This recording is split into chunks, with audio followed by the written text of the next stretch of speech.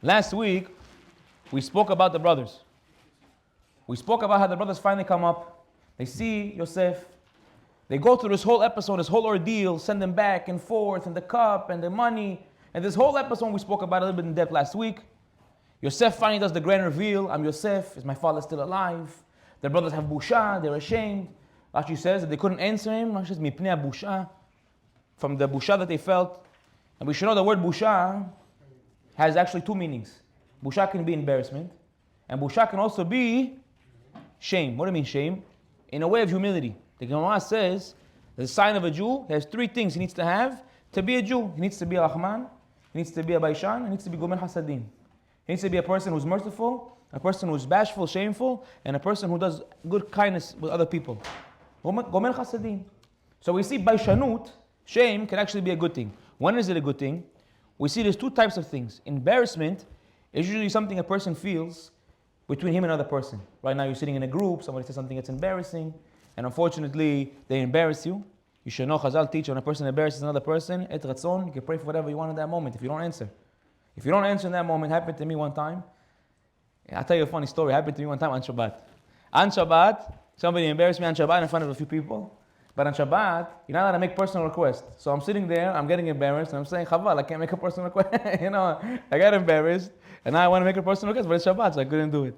But you should know, anytime somebody shames you in public, it's the ability for you to pray for whatever you want now. It's et ratzon for you to open up the shamayim. Another sense of busha is a person feels, right now he comes to do something, he has a desire, he wants to go do a sin, he wants to go do something that's not so good, not so the right thing to do. And he stops himself. He says, how can I do that to Hashem? How can I do that to HaKadosh Baruch Hu? It doesn't add up. It doesn't make sense for me to do that to Hashem. And he stops himself. So you see, in a certain type of sense, Baishanut can actually be a good thing. And then, Yosef tells them, don't worry. The Midrash relates, he came, he spoke to them in soft tongues, because he saw that they were a little bit thrown back. He told them, don't worry. You thought bad about me. You wanted bad to happen to me. And HaKadosh Baruch Hu thought good. And Hashem wanted good.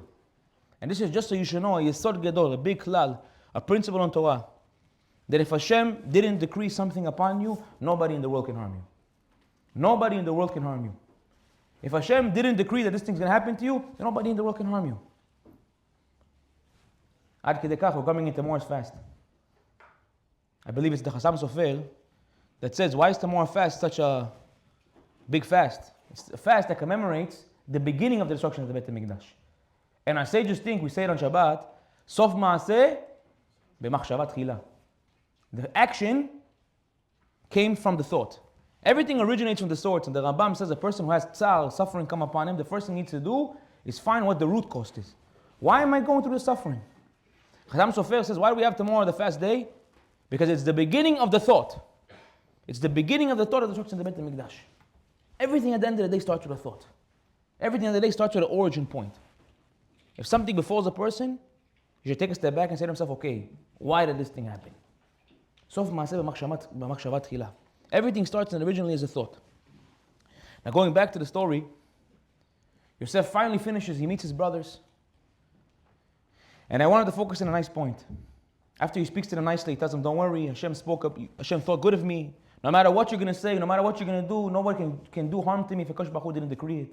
And even if you decided you want to do bad, your intention was to do bad upon me, if Hashem decided it's going to be good, it's going to be good. The brothers are consoled, they see each other, they hug. Torah said he sees Binyamin for the first time, 22 years. His brother was alive when he was sold. He sees his younger brother from the first time in 22 years. Full brother, not half brother. Full brother for the first time that they actually recognized that Yosef obviously recognized him, but Binyamin didn't recognize Yosef. And they hug each other and they cry. Now Rashi says the reason they cried upon their shoulders, according to deeper understanding, he goes according to the Midrash, that they saw through prophecy that at the end of days, that the Beit HaMikdash is going to be destroyed in the property, in the portion of Eretz Yisrael of Binyamin, and the Mishkan Shiloh is also going to be destroyed in the property of Yosef. However, focusing on this point of the embrace and the hug of the cry of Yosef and Binyamin, I want to take you guys back for a moment. We go back to when the brothers actually bring up Binyamin. And the Pasuk says, and Yosef sees Binyamin, and the mercy was stirred in his heart. Rashi says on the spot, what does it mean the mercy was stirred in his heart? He brings the Midrash. The Midrash says Actually, the Gemara also says this, I think it's believed in Sotah, that what happened was Yosef came to Binyamin and he asked him, do you have a brother? A full brother from your mother? He said, I have one brother. I don't know what happened to him. And then he asked him, does he have any children? Do you have any children? He says, I have 10 boys. Every single one of them, I named after my brother. Every single one of them, I named after my brother. Bila, Chupin, Mupin, everyone according to the interpretation, the Gemara relates. But 10 boys, every single one of them, he named after Yosef. Yosef heard this, he couldn't hold the tears back. He had to run away. He was stirred up in his heart. Why? Ask yourself a question. Yosef, you're 22 years away from your father. They sold you, right? Your brother sold you. 1 year you were stuck in the house of Potiphar. After that you were stuck in prison for 12 years. That's 13 years? You have how many from 13 to 22? How many years you have left? 9 years. You have 9 years that Yosef could have came down. He was the viceroy in Egypt. Why didn't he go down to his father? Why didn't he come to him? Why did he send for him? Why didn't he come tell him, hello? Abba, I'm okay. I know you're worried about me. So and so years ago. Why didn't Yosef try to reach out to his father? Because Yosef thought that his family didn't want anything to do with him anymore. That his family disowned him. He was all alone. And then he hears Binyamin, his younger brother, tell him, all 10 of my children I named after you. That means every day of my life, as I address my children, I'm thinking about you. All day I was thinking about you. How much I missed you. He finally realizes I'm not alone. I'm not alone. I want to tell you guys a story I read over on Shabbat. Minag I have now with my wife. We made a minag. On Shabbat table now we read a story. Also it helps me for the week, but also it's nice for me and my wife. We read a nice story. I read a story and that's why I wanted to share with you guys today. A story happened that there was a camp. And in this camp, the counselor, the head counselor, came to the rest of the counselors and he told them, look, all the boys are coming up for the summertime. And you're going to see a lot of these boys already know each other. They're going to come off the bus. They're friendly. They're happy. They're elated. It's going to be amazing now. The summertime is going to be great. They get their favorite friends. Hot weather, basketball, ice cream cones, everything all that. A beautiful event. They're not chill zone, whatever it is. I don't know what the zone or the up there in upstate New York. He tells them, however, there's always going to be that one kid that doesn't know anyone, who's sitting by himself. He tells the counselors, I want you to do one thing. I want you to keep your eyes peeled to find this one kid. And when you find him, I want you to sit down next to him, put your arm around him. Before that, you go to the canteen, you buy him a pastry or a snack, you come and sit down and talk with him. So one counselor is looking, and he sees a boy sitting down by himself on the bench. Exactly what the head counselor said. And he says, okay, I'm going to go sit down with him. He goes to the canteen, he buys a pastry, he walks over to the guy, he sits down next to him, puts his arm, how you doing, what's your name, this, that, anything. And you saw the happiness that the kid felt, and he felt like he saved the whole entire world. He felt like the whole world was, like he just did something that changed the whole entire world, and all he did was sit down with the boy and put his hand over him. He came to the head counselor, he said to him, look, I have to know. How did you know to do this? Who's thinking about this? You have 200 kids coming off a bus. Who's thinking about one lonely kid? And he tells him, I'll tell you the truth. Many years ago, I was that lonely kid. And somebody did it for me. This guy says, I have to know what was going on with that guy. You have his number, you have his name? He says, of course I have his number. Here's his number, here's his name. He calls the guy. He tells the guy, tell me, what happened over here? Why did you go up to this boy so many years ago? He tells him, well, to tell the truth, many years before that, I was that boy who was sitting on the bench. So he tells him, do you have the name and the number of the guy who came to you? He says, yes. Give him the name and the number. The guy calls the guy, he's already 80, he's an old man. He calls him, he tells him, I have to know why. And what does he tell him? To tell you the truth, at one point, I also was that boy. So he goes, who was the person who sat down over there? He says, Rav Shmuel Kamenevitz. He said, this rabbi did one action that nobody told him to. The rabbi himself, nobody came to him and said, Rabbi, this guy's going to come off the bus. He came to this camp, he saw a boy sitting alone, and said, you know what, this kid is sitting alone, I'm going to go out of my way to make him feel like somebody cares about him. And that started a chain event. The Mishnah says, mitzvah goreret mitzvah. When you do a good deed, it brings about another good deed. You don't know the value of your actions. You don't know what you can make, what you can create with one thing. You see a person who's suffering and going through a hardship, you come to him and tell him, hey, I'm here for you. Guess what? One day I'll come, and he'll see another person going, and he'll say, hey, I'm paying it forward. Hey, guess what? I'm here for you. The act of kindness that you do can transcend through generations and years and years and years, and you never know. It's one small action. Look what one rabbi started. For years, this cycle. And it's going to continue. This counselor is going to tell the other counselor and so on and so forth. One action. But you see how much everyone in the world wants to feel included. How much everyone in the world wants to feel they're part of something. You know, in life, everyone is so used to becoming cliquish. Huh? I have my 3, 4, 5 friends. Now somebody new comes. Look, not so. Anybody who knows me. And I don't know if Hashem gave me this as a gift or not a gift. I don't know what it is. Anywhere I go, you can put me in the middle of Zimbabwe. I'm going to make a friend. What's up, my brother? You know, that's who I am. My wife can't stand it, by the way. Because everywhere we go, she's like, Khalas already. Can we be on a date? Can we go out to dinner? Every time, talking to this guy. One time I went to my wife to a restaurant. The waiter comes by, sees a Jewish guy. I tell him, what do you do Thursday nights? I promise you, I get up, I walk with him to the kitchen. You gotta take my number, brother. Check it out. You gotta come to the shiurim. He's like, what? I'm trying to work here. I'm trying to work here. I thought, I said, work over here. Take my number right now. I'll see you on Thursday. And Mama, she came. Mama said, everywhere you go. Everywhere you go, you recruit over here, recruit over there. You're in the middle of here. But it's important. You want to make everybody feel they're part of something. Look, one small action. Benjamin tells them, oh, all 10 of my children. Yosef feels like, wow. The whole world came back to him. One small action. How does it feel to go out of your way to help another person? What did you already do? Go tell them hi. Go speak to them. Go give them a little bit of attention. See a person. Look. Sometimes you look past. You can see. You can look at a person. Sometimes you can already look at them and already see they're going through a tough day. Some people say, you know, let me just ignore it. I have enough troubles already as it is. I need to now deal with their troubles. But let me tell you something. When you help other people, you help yourself. If you help another person with something, you save yourself from that problem. Our sages teach this, by the way. I believe it's the Zohar Kadosh that he says that when a person helps another person, Akash Baruch Hu is giving you an opportunity. Right now, when somebody comes to you for help, Hashem is giving you an opportunity now because that thing is supposed to come down to you. And Hashem says, I'd rather give you the burden to help him than to give it to yourself. That comes to says, Rabbi, I need help with Shalom Bayit. Rabbi, I'm struggling. You, my wife, and not. We're having a hard time. You go and you help him. Guess what? Now you won't have Shalom Bayit problems. It's possible? Yeah, of course it's possible. Kosh Baruch Hu says, when you take upon yourself the burden of helping other people, I'll take this burden off of you. That's what the Zohar says.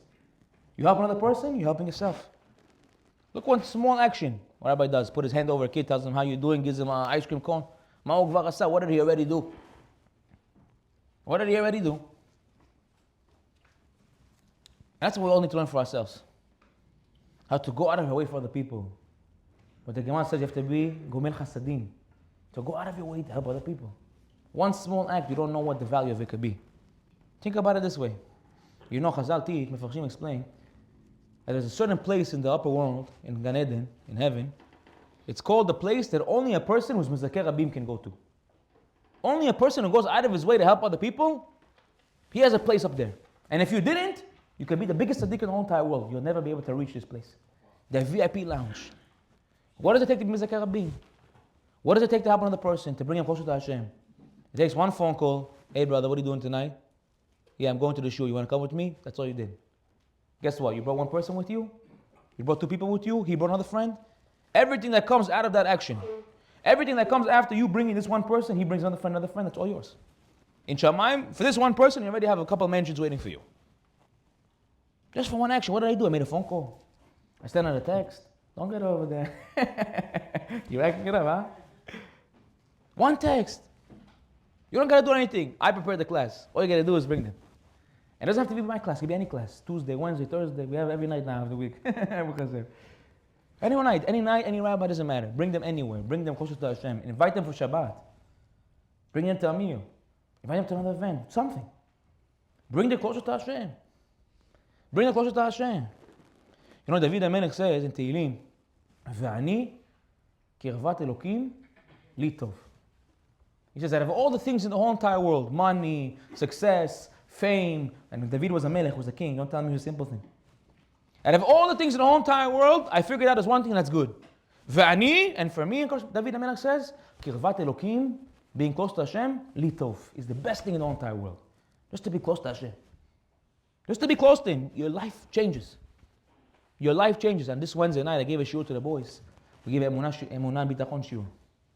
I told the boys, I said, every single one of you has a power within you to overcome, to go past, to wake up this light inside of you.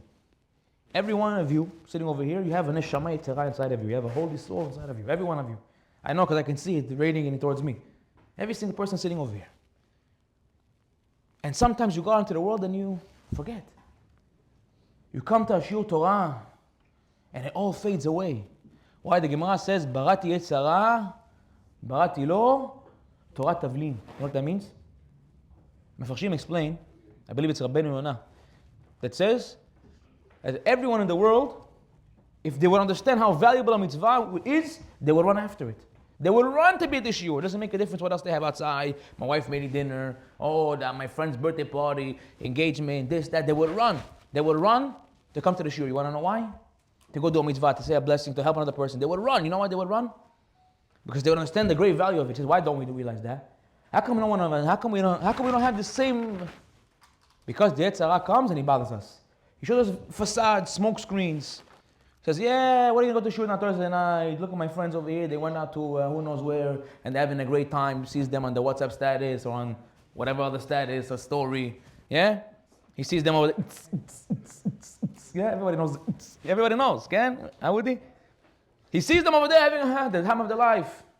He says to himself, and I'm sitting over here shiur Torah. Okay, maybe the rabbi's a little bit funny, 1-2 jokes, but I don't hear. Whoever's missing out tonight, now you got it. No? Afterwards, we were frolicking downstairs. Call tov, yeah? He says, I'm missing out. But the truth of the matter is, you're not missing out. The truth of the matter is the best thing you could do. But the Yetzer Hara shows you all types of images and false illusions that, oh, I could have more fun over here. It would be better off if I was there. Oh, wow, how nice would it be if I was in Florida now? Huh? Everyone has their own tziyur image they paint in their mind. However, you want clarity? You want clarity for the first time in your life? Torah tells you how. Barati Yetzer Hara. I made this thing that shows you the facades. Barati lo, Torah tavlin. And I made for him a remedy, which is the Torah. You come to shiur Torah, you leave over here with clarity you didn't have before you walked in here today. You leave over here and say, wait a minute. You get motivated. You feel a light inside of you. You feel something wake up inside of you that tomorrow you aren't the same person that you were this morning. And it continues for how long? A few days until again it fades. That's time the Ramban says that the emunah is like the battery. Not the Ramban, the Rebbeinu Bachi. He says that emunah is like a battery. You have to charge it. You can't have the phone go all day without charging. You have to charge it. You go, you get a full charge, you come to shiur Torah, you get charged up, you get emunah, you feel good, you get motivated. You got to come again. One is not enough. Next week it's going to die. 3 days it's going to die. Everyone according to their own reality. You have to get recharged. Huh? You have to get recharged. You have to get re-involved. Again and again and again. But a person has to understand this concept. If you know how valuable it is, he'd run for it. He'd come. Everything you possibly imagine. Now listen to this. I wanted to focus in on a nice point. Not going too far into the story for the sake of time. After Yosef finally reveals himself to the brothers, he tells them, I'm Yosef. Now he goes to Paro, and the Midrash relates that Paro was the happiest person in the whole entire world when he heard that Yosef has 11 brothers. Imagine now. Yosef came over here, made Egypt the wealthiest place in the world. Now imagine he has 11 brothers. It's the best thing in the world. He was afraid, however, that Yosef is going to want to leave. Listen, I did my job over here. Halas now. It's over now. I'm going to go back to my father. So what did he tell him? Take whatever you need. Take over here some donkeys, some fruits, take a whole chariot, and go pick up your father and bring him back over here. However, the Midrash also relates, on the flip side of the coin, the unenthusiasm of the ministers of Egypt. Why? Well, every time I hear this, I think to myself, imagine now, the malls, maybe you heard me say this one before, the malls 60 years ago, people were walking by, there was no other things to do, everybody went to the mall. Even when I was growing up, you wanted to go out, where did you go? Go to the mall. You go to the mall, everything is going on, you have this Indian guy over there who's selling, I don't know, some cell phone accessories, Chinese guy selling something over there in his booth. Everyone has their own booth. All of a sudden comes the first Israeli guy, straight off the boat, selling dirty products. You come buy this, that. Everyone's going crazy. This guy's coming over here now. The whole mall is in one booth. Guy tells himself, okay, at least it's only one of them. Oof. All of a sudden now, Yossi, Shimon, Gabriel, Reuven, all the boys come now, they take over the whole entire mall. Huh? How do they feel now when they see all these Israelis walking in? All these Israeli guys, they know how to sell. The guy can't compete with them. This is how the ministers felt in Egypt. Yosef, look how far he came. Now these guys are going to come with the ship over here from Eretz Israel. Now what are they going to do over here? They were terrified. But even still, Paro says, no, I'm the owner of them all. I want them here. You can go home if you want. It's okay, we don't need you. They're bringing bigger business. Now he goes and he sends them down. Yosef tells the brothers, and Midrash relates, I'm going to tell you, Abba's not going to believe that in my life. I'm going to give you 2 halachot, 2 things laws that I learned with Abba before, that he'll know that it's me. First things first is to take out, when your guest leaves, to walk out with him. Not to just let him go, hey, see you later, walk out with him, especially if it's your mother-in-law, walk her out, because you're happy to see her leave. No, you walk him out, to make them feel like, I don't want you to go home, I don't want you to leave. And the second thing was, Egla Ufa. I'm not going to go too deep into it, it's a whole case. Egla Ufa.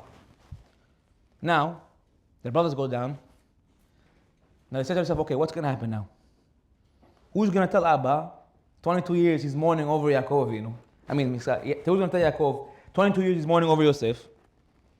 Now we're going to come and tell him, hey, by the way, Abba, remember 22 years ago we came to you with the Katon Pasim, this striped cloth of Yosef with the blood on it, and we told you that the animal ate him and tore him to, yeah. Oh, we lied. And he's alive. No one's all the 11 brothers walking down. It's not me. I'm sorry. I'm not doing it. You do it. You do it. I'm not doing it. This is like we have to break him the news one way or another. Says the Sefer Yashar, who comes out to meet them? Serach bat Asher. Serach, the daughter of Asher, she actually was the adopted daughter. She wrote for a different thing. She comes out now. Serach actually knew how to play the harp. Now they tell her, oh, what a great opportunity. Look, do us a favor. Go in there and go play the harp and sing to Yaakov, Yosef is alive, whatever the song is. Yeah, I was thinking to myself what the tune would be. Today maybe it would be Yosef is alive, he's a viceroy in Egypt. Yaakov was like, yeah. כן?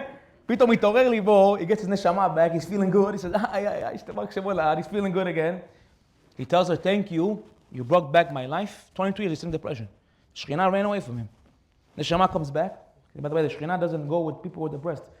Messengers teach us, and Farshim explain, 22 years, the Hashem didn't appear to Yaakov. Because when a person is in a down, Hashem says, over here, I don't appear to him. I'll be there for him, I'm with him, but I won't appear to him. All of a sudden, he sees his neshama come back. He feels good, he gives her a blessing. Says the Targum Yonatan, and the small tractate, it's called Derech Eretz Zuta, that Serach was one of the people who was not only alive in the times of David HaMelech, meaning hundreds of years later, she actually left this world while she was still alive. Left this world, but she was still alive. One of the people who left the world, but she was still alive. She never died. All because what? She sang one song and brought back the life of the tzaddik. He gave her a blessing, and then you see what the power of a blessing of a tzaddik. So anyone who wants 101 was selling afterwards. No, I'm kidding. You know what a blessing of a tzaddik is? Lizazel, Rabbi comes gives you a bracha. You have to believe it. Yaakov comes down to Egypt 2 years. 2 years into the famine. It's supposed to be 7 years, right? 2 years. He gives Paro a blessing. The famine ends. What do you mean? In Shamayim Nigzar. Already Hashem told him 7 years. That's it. Hashem, Yaakov gave you a blessing. It's over. You know what that means? Now a person Chas v'Shalom has something going on in his life. The business is not successful. His wife can't have children. Whatever it is. He goes to a tzaddik, not a stam person, a real tzaddik of a door, righteous person, ma'amit ador, big person, go to Eretz Yisrael, find a big tzaddik, get a blessing from him. He'll give you a blessing. That blessing has the ability to change all nature. What do you mean in Shamayim? No. No, he gives you a blessing, doesn't matter what the nature is, what the reality is. Hashem says, tzaddik gozer, Kodesh Baruch Hu mekayem. A righteous person says, this is what's going to be. Hashem says, if he says it, then I have to make it happen. Don't be mezalzel with the blessing of a tzaddik. I'm not saying I'm a tzaddik, so don't come to me after for blessings. Yes? If you need to know, we'll redirect to somebody else. What exactly? Yeah? Now, when you find somebody, give him a blessing. Don't be mezalzel. The blessing has the ability to open up everything. We have to believe in it also. One goes to me, Rabbi, I got a blessing from him and it didn't happen. Yeah, because you didn't believe it's going to happen. He told you to go do real estate. You didn't start. You said, oh, yeah, I'm going to be rich. The Lord tells him, go, you know real estate? He says, yeah, go start doing real estate. Comes back into Brooklyn. Starts sitting down and goes back to work in the bowl or whatever it is, selling vapes. And then comes to you 2 days later, the Rabbi told me to do real estate. What happened now? I'm still in the vapes. Did you start doing real estate? No. So how do you want to get involved? The Rabbi gives you a bracha, believe it. Oh, I have to do my business. The Rabbi told you, go ahead and do it. It's the best thing could possibly happen for you. Now, the brothers come now and tell us, now that Yaakov hears the song and he's reawakened, the brothers come and tell him now, hey, Abba, by the way, Yosef's alive, he's a viceroy in Egypt. And Torah says, doesn't believe them. Lo ma'amin. 2 seconds ago you heard the song, Yosef is alive, and you believed it. Now all of a sudden the brothers come and tell you the same exact thing. Lo ma'amin, don't believe. And then he tells them, by the way, he told us you guys were learning 2 halachot. You're learning about the walking a desk out, agla ufa. Oh, so now I believe you. And more than that, Yaakov goes up to Egypt, gets there. Yosef, that Rashi relates, came out to meet him himself. He goes out on a chariot to go meet his father. He gets over there. Yaakov sees him and says, now that I see that you're alive, I can die. What do you mean, now that I see that you're alive, I can die? Who are you coming to meet? You literally just came all this way. You knew he was alive. Who are you coming? Now that I see you alive. Now that I see you alive. Listen to this. And the Farshim explain, Rav Nissim again actually brings this down. Beautiful point. Why didn't he believe them? He says, when he heard Yosef's alive, he's a viceroy in Egypt. He heard the words viceroy in Egypt. He said that he might be alive physically, but he's not alive spiritually. And for me, it's as if he's not living. It's a very high level. So if a person got to the point where he's a viceroy in Egypt, you know why?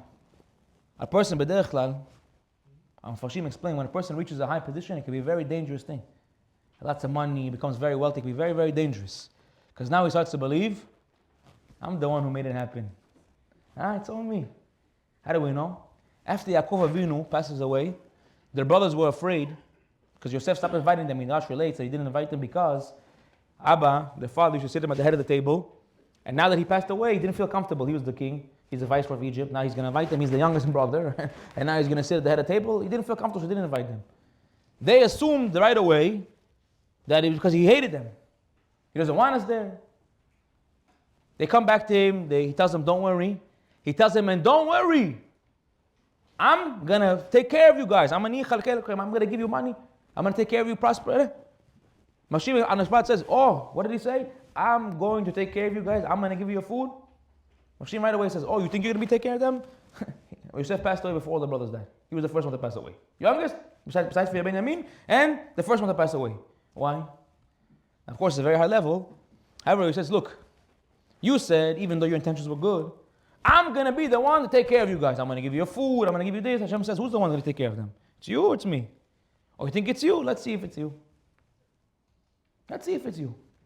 At the end of the day, everything comes from Hashem Yitbarach. You have to understand these concepts. Everything comes from Hashem. Now listen to this. He said, if Yosef is not alive over here, then it's not worth it for me. Why? I want to share with you guys something beautiful. I heard a story. Listen to this story. There was a guy. He survived the Holocaust. After the Holocaust, he came to Eretz Yisrael. Now, when he first came to Eretz Yisrael, the land of Israel, after the Holocaust, what they had over there was a lot of communes. It's called in Hebrew, kibbutz. And in the kibbutzim, they're not so religious. So the guy gets into over there, came from a very religious family, but after the Holocaust, unfortunately, he lost himself. He gets into the kibbutz, and they start drilling into him all the ideologies of the kibbutz. Loses himself. One day he goes to the doctor's office. I want you guys to understand what is the concept of here. He goes to the doctor's office and tells him, we found a gidul, a tumor, in your brain. It's cancerous. We can't remove it. You have 3 months to live. We can't do nothing to help you. Guy goes back to the kibbutz and is sitting down over there waiting yom yom until the day is going to finally come. He goes to sleep one night. In a dream, he sees a rabbi come to him, big, long beard, chashuv guy, comes to him in a dream and tells him, get up and go. Wakes up from the thing, only a dream. Goes back to sleep, again. Same rabbi, come with him with the big white beard. Get up and go. Okay, wakes up again, just a dream. Goes back to sleep, a third time, get up and go. Now he finally realizes it's not just a dream. He goes now and he goes to his parents and he asks his parents, listen, what should I do? They tell him, we don't believe in these things really. But there's a rabbi over here in Tel Aviv, his name is Rav Aaron Mibelz. Go speak to him, see what he says. He goes to Rav Aaron, he sits down with him. He tells him, this is your great-grandfather, Levi Yitzchak Meberdichev. He's coming to you in a chalom to save your life. He wants you to get up and stop waddling in the store of you dying. Get up, come to the Bet Midrash and start learning. The guy tells him, Rabbi, I don't know how to learn. He says, sit down and read. I don't understand. Just read it, even if you don't understand. Okay. This was, I want to say, 60 years ago. Till today, the guy is still alive. Guys told him 6 months, 3 months, 6 months, 60, 70 years. Guy sitting down learning Torah, became an avrech, became a religious Jew, became a big Talmid Chacham. Not time we say in Kriyat Shema, the blessing of Kriyat Shema, Ke'em chayenu v'orach yamenu, v'hem negei yomam v'layla. Kem chayenu ve'orch yamenu. What does it mean? The Torah is our life. And it's the extension of our life. When you keep the Torah, orech yamenu, it extends your life, it extends your days. It has the ability to protect you, to save you, to safeguard you. Yaakov Avinu says, if Yosef is not alive spiritually, then who's safeguarding him over there in Mitzrayim? He doesn't have Em Chayenu Orch Yameinu. Until he heard the halachot, he said, now that I see you, and I see that you're still alive spiritually, Em Chayenu Orch Yameinu. Now I know that you're protected. Now I know that Hashem is with you, and now I can leave the world knowing that my sons are taken care of. Now that I can leave and I'm ready to go. Listen to this. I want to focus in a beautiful point. With this I'll finish. No, I promise. This one I'm going to finish with, okay? Not to tzachek li. This one I'm going to finish with in another 10 minutes. Not that. This week's Parashat Vayechi, we get to the end of Yaakov Avinu's life. We should know Yaakov Avinu lived 147. When he came down to Egypt, he was 130. He tells Paro, 130 were the days of my life, and they were short and they were bitter. 33 words he said, 33 days of his life he lost. Years of his life he lost. 33 years for his 33 words that he complained. 130 years I lived, my life was short and bitter. He lived to 147. Chazal teach us that the last 17 years of his life, he actually enjoyed life. For the first time in 130 years, he actually starts enjoying life. Where? When he went down to Egypt. I want to just focus on 2 points. We'll come back. We'll circle back. He calls Yosef, he tells him, make me a promise that you're not going to bury me here. Take me back to Marat HaMichpelah and bury me with my fathers. Make me a promise. Why Yosef is a whole different question. We spoke about it in the past. The Midrash relates that only Yosef had the ability because the promise that he made Paro and the promise he made his father. Different shiur. Yosef promises him. Then Yaakov Avinu says, I have to bless all of the brothers now before I leave the world. He calls Yosef to give him a blessing. Yosef comes with his 2 sons, Menashe and Ephraim. Menashe was older, Ephraim was younger. Who's going to get the first blessing usually? The older brother, and then the younger brother. And who goes to the right hand? The right hand is the ikar of the blessing is in the right hand. When you say a bracha, if you're right, you hold it in your right hand. Even if you're lefty. Your right is the source of all the blessing. So comes Yosef, he puts his right hand on his younger son, his left hand on his older son. So that way, when it's reversed, the right will go to the father, to the head of the oldest, and the left will go to the youngest. Yaakov Avinu does this, everybody knows. He switches his hands, puts his right hand on the youngest, and the left hand on the oldest. Yosef sees this, he was very bothered by this. He tells him, Abba, afuch, fakert, they say in Ashkenaz. Pum fakert, exactly the opposite. And what does he say? Yadati bani yadati. He says, I know. Rashi tells us on the spot. What was he telling him? Also, the Mefashim bring down. He was telling him, don't worry, I know. The Gemara Midrash Tanchuma says that from Menashe was going to come a great warrior. His name was Gidon. He ended up had big battles for Kodesh Baruch Hu. However, from Ephraim comes Yeshua ben Nun, who's going to be the person who takes the Jewish people after Moshe into Eretz Yisrael. And for him, that we see in the pasuk in Yeshua, that the sun actually stood still in the sky. Also, Masechet Avodah Zarah brings this down. The sun actually stood still in the sky for him. So he says, even though he's the older brother, he'll be bigger than him. Now, the Baalei HaChasidim, they say a beautiful point. What is this? Yadati bani yadati. I knew my son, I knew. I know my son, I know. What do you mean, I know my son, I know? Says the Baalei HaChasidim, Yosef, also this comes down in a few of the Mifashim, that Yosef believed that his father was wrong. He says, Abba, you're old, maybe you're losing your vision, you don't understand. He tells him, Yadati bani yadati. Even though right now you think that I'm wrong, just know I know. Ad kedei kach, the Shem Mishmua says, he answered him and he told him, if I was able to see through prophecy that Reuven changed the beds of Bilhah, and I was able to see through prophecy Yudan Tamar, which you weren't able to see, the things that are shown to you, Al Kama V'Kama, how much more so they're shown to me. I know everything. Believe me, I know. Baalei HaChasidim says this is exactly the relationship a person has with Hashem Yitbarach, our Father in Shamayim. Sometimes you come to Hashem and say, Hashem, no, opposite. Hashem says, Yadati bani yadati. You think you know what's right? Trust me, I know better. And that's why this parasha, what did it say? Parashat Vayechi, the Midrash in Bereshit Rabbah says it's the achis tuma. Satum means that it's closed. The most closed out of all the parashiyot in the Torah is Vayechi with only one space in between.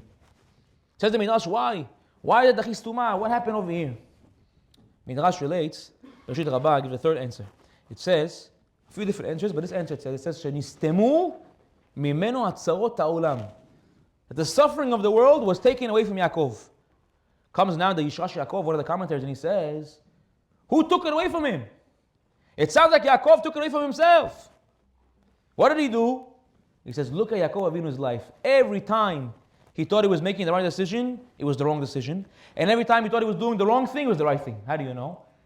63 years old, he steals the blessing from his brother. He goes down, he says, I'm going to go down to Lavan, and over there I'll find peace.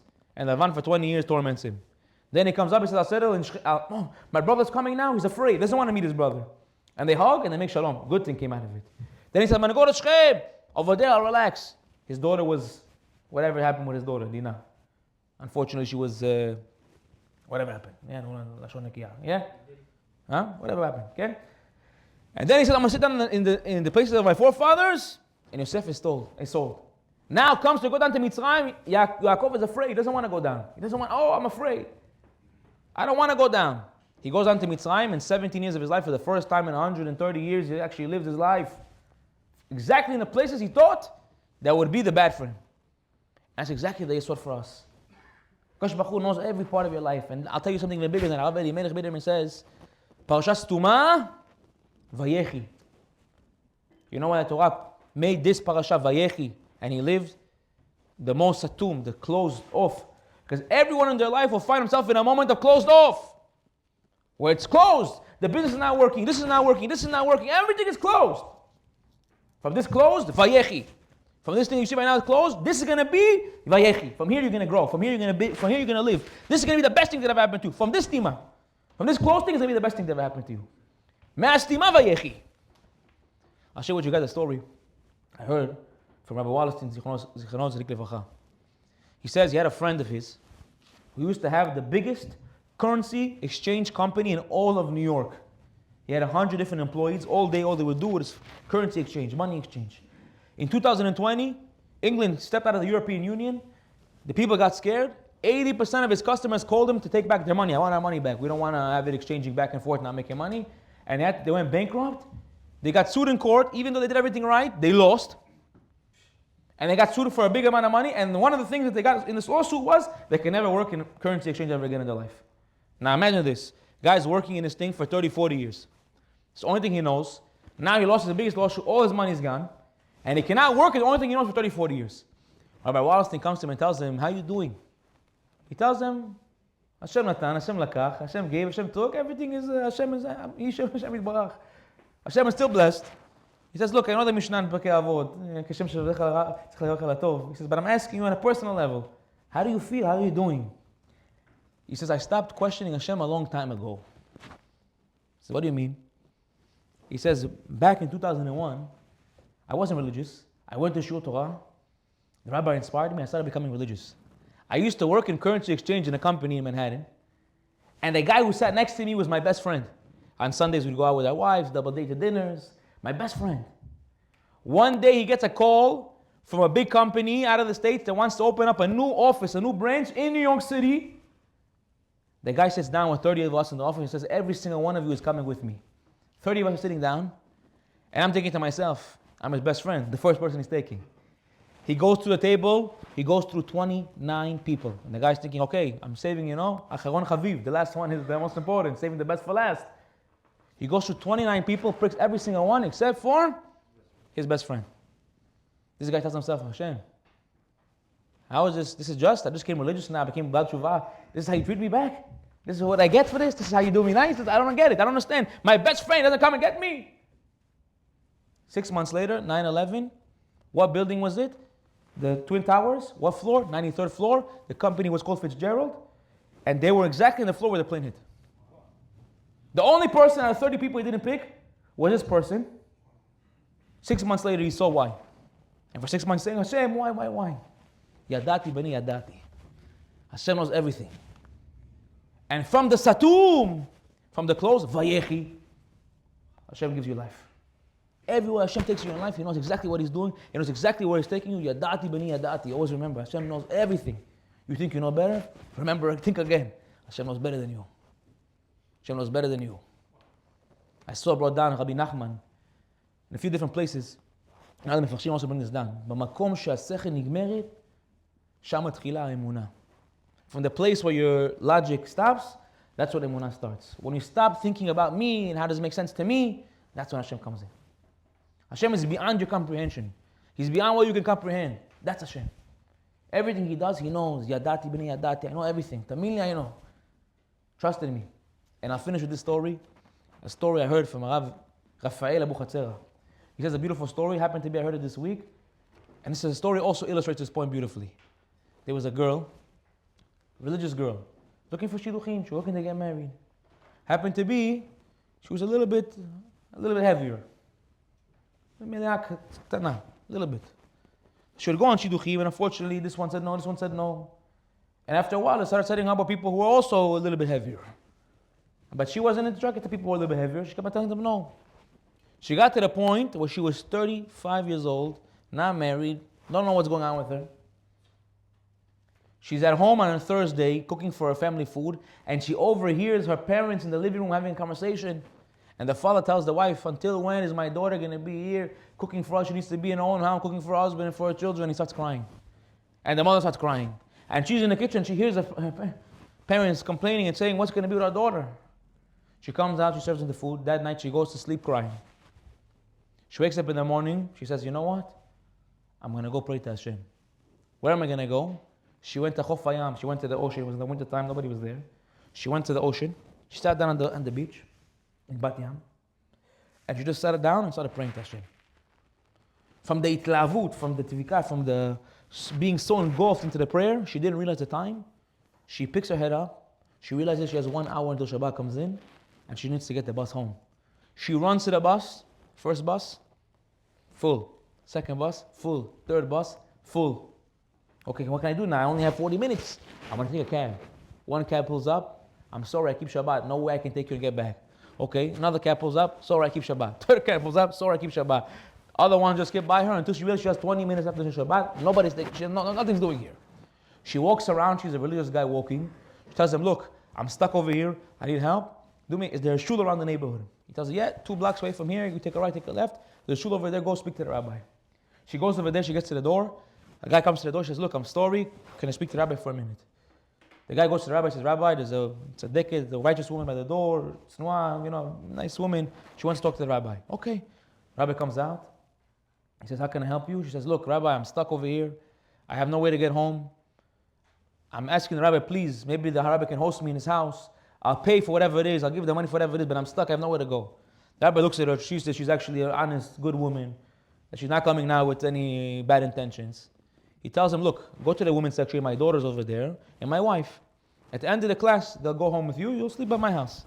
No problem. You do Shabbat with us. They pray. They finish this mirot of the songs. They come to the house. They do kiddush. They sit down. And then start talking. So along the way, the rabbi asked her, so what happened today with the story? She didn't want to go too much into the details. She goes, look, Rabbi, I'm not married. I had a lot of hard time with shidduchim. This day I went to the beach, and I was trying to pray to Hashem. He goes, oh, you're not married? He goes, no. He goes, I have someone I think perfect for you. She goes, really? He goes, yeah, I think a perfect guy. One of my talmidim, one of my students. Motzei Shabbat, I'm going to call him, he's going to come, you're going to meet him. Who'd she find? Her husband. Hashem took her all the way to Bat Yam. Left over there on Shabbat. Last minute, the bus didn't work, the cab didn't work, everything's satum, everything's closed. Vayechi. Only for her to find a husband. Kosh Baruch Hu knows exactly where he's taking you, what he's doing, everything. Yadati v'ni yadati. Remember that in your life. You find yourself in a situation where you don't know, you're unsure, it feels like everything's closed, you're having a hard time, just know, Kosh Baruch Hu says, Yadati v'ni yadati. I know. And be happy that you're in the hands of the creator of the whole entire world, who knows exactly what's good for you, and the best thing is going to come from this thing. Kosh Baruch Hu is saving for you the best thing. From the stuma comes Vayechi. We will be zocher to have real emunah and bitachon HaKadosh Baruch Hu, and that merit will bring Mashiach Tzidkenu v'nichem etzrav v'nemar amen. Chazak u'baruch. Rabbi Chanina ben Kasher, Motzei HaKadosh Baruch Hu, l'Yisrael, לפי חרב